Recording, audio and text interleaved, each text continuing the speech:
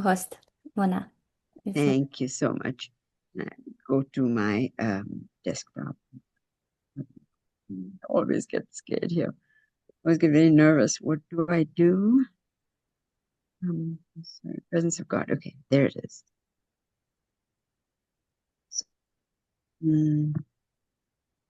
so let me just begin. Can everyone see my screen? I wanted. Yes, we can see it. Unfortunately. Um, so let me quickly go through this now. I hope I'm starting now. Okay. So as per Hindu wisdom, the single formless, infinite, eternal divine being appears as this existence in multiple shapes and forms. So to recognize or experience the presence of this being, whom we call God, is to see all beings, animate and inanimate, including oneself, as a form of God. And that is the constant practice that every Hindu is engaged in. So therefore, to see God in the mountains, the rivers, the trees, the flowers, the birds, the animals, and the ground, the earth, the sky, all of it is a manifestation of the divine being. So Hindus don't refer to it as a creation, but the same divine being manifests as the entire cosmos, the universe. This in the Chandogya Upanishad, one of the scriptures, God is the one who became the many. In the beginning, my dear, there was a being alone, which is what we call Brahman, consciousness, existence, truth. Sat is truth. Only one without a second. He, the one, thought to himself. And we say he, for lack of any other word, we can even say it. Thought to himself, may I be many, may I grow forth. And thus out of himself, he projected the universe. And having projected out of himself the universe, he entered into every being, which we now refer to as energy in its many forms, the changing self. So the Brahman, who is the unchanging, appears or manifests as the changing self, and which is who we are. All that is has itself in him alone. So the world is in him and he is in the world. Of all things, he is the subtle essence. He is the truth, he is the self, and that this teacher refers to the student, Shvetaketu, that thou art. Now, to understand this is extremely difficult because we see ourselves as human beings, but we don't see ourselves as that truth which is within us. And so that practice continues as we see, as we try to see God in all that is around us. With the Big Bang, the truth, whom we call Brahman, manifested first as light and sound. So Hindus worship fire as the presence.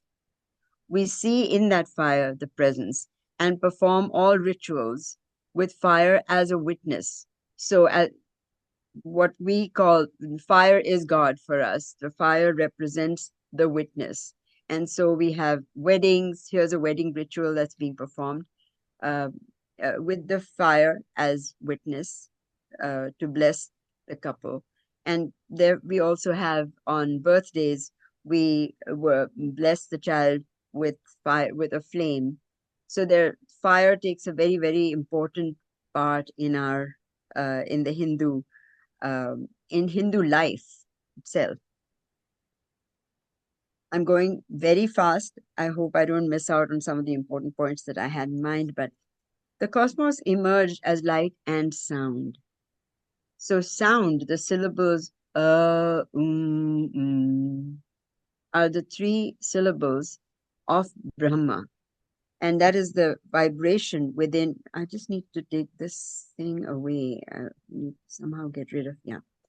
And these syllables are a manifestation of the Brahman. So the Brahman who is formless takes form as light and sound. And therefore, for us, fire and sound are both the presence itself, the presence of the divine.